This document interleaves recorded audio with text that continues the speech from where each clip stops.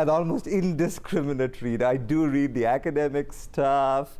I read in the early church. Thanks to my wife's area of research, I do a lot of reading in post-colonial theology and theory, which is another interest of mine. I'm a board member of Post-Colonial Networks.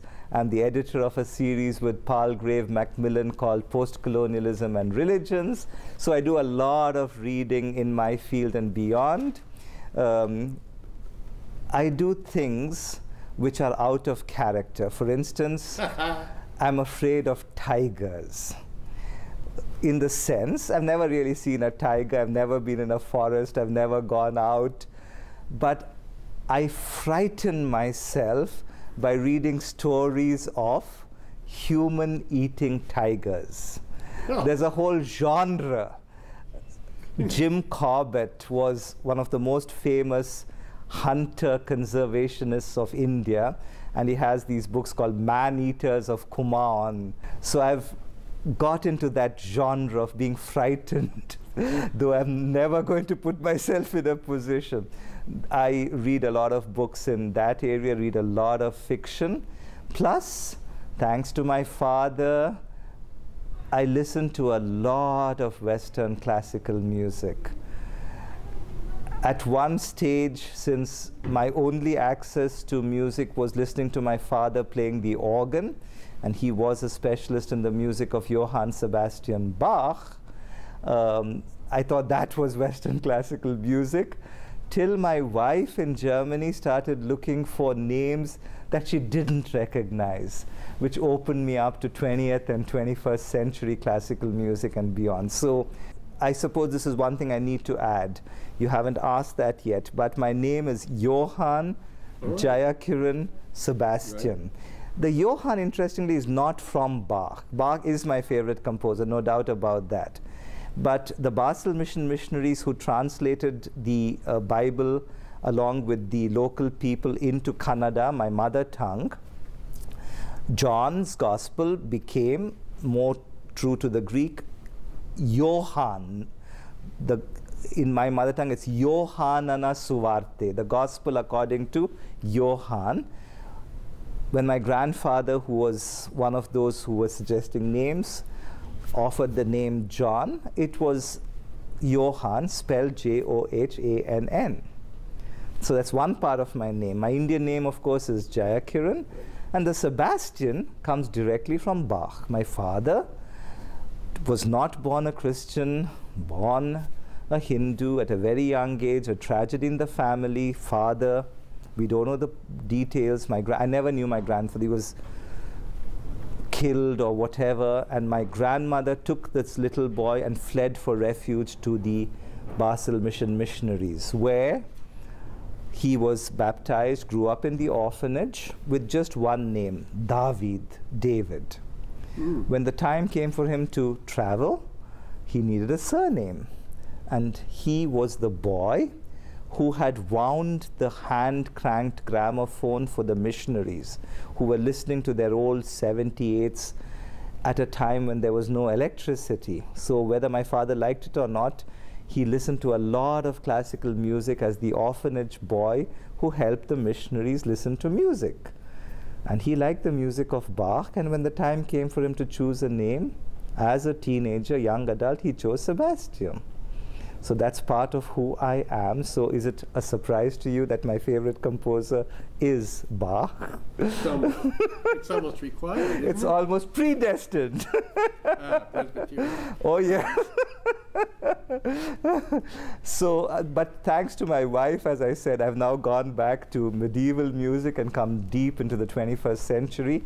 And I like working and reading with music at the background.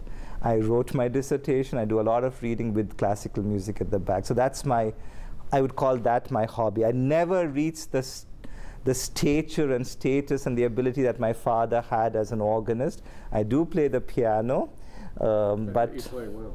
Not really. I should practice a little more. But I do have another hobby. Okay.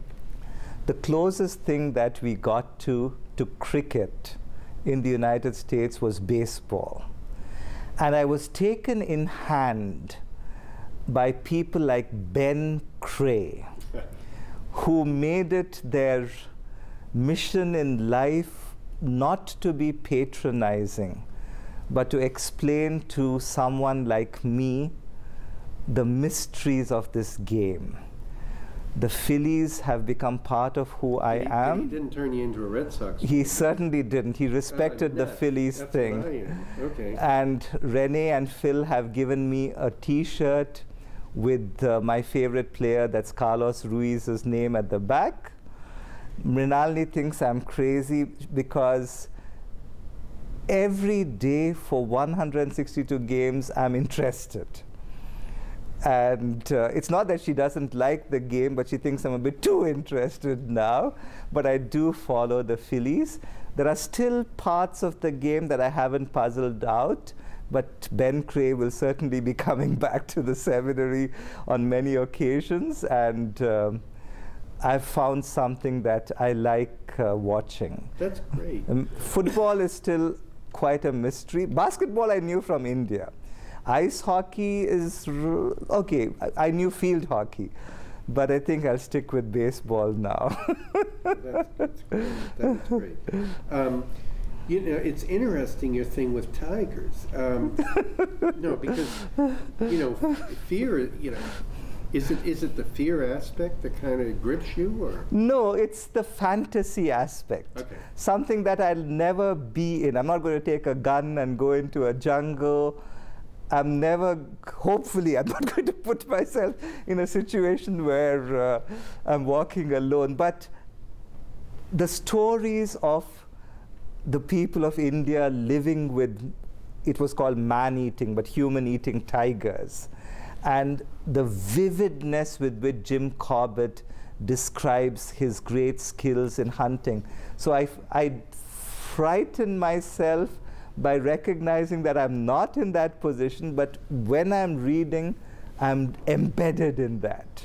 Yes, I've met a lot of people who are fearful, and it constantly surprises me that in one sense, Christianity was never a religion which promised a life free of fear. Christianity offered the possibility of putting the reality of fear within a broader perspective of trust and hope. So yes, there are fearful people, and I recognize the physicality and even the spirituality of fear. It is not something that can be wished away. It's not something that can be sort of, you can't pretend that it doesn't exist. It's there.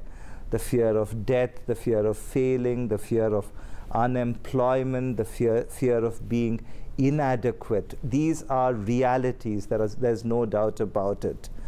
But is it possible that the Christian message teaches us that yes, but, and the but is that we do not trust in an abstract principle, but in a living person who has experienced in his own person the reality of fear, the physicality of fear, the spiritual emptiness that fear can bring, and yet was willing to embrace that life, and even when that led to that fearful death on the cross. So to place your fear within that context, I suppose, is not going to get rid of your fear, but enables you to be part of a greater whole where you're not alone, where you are loved and wanted,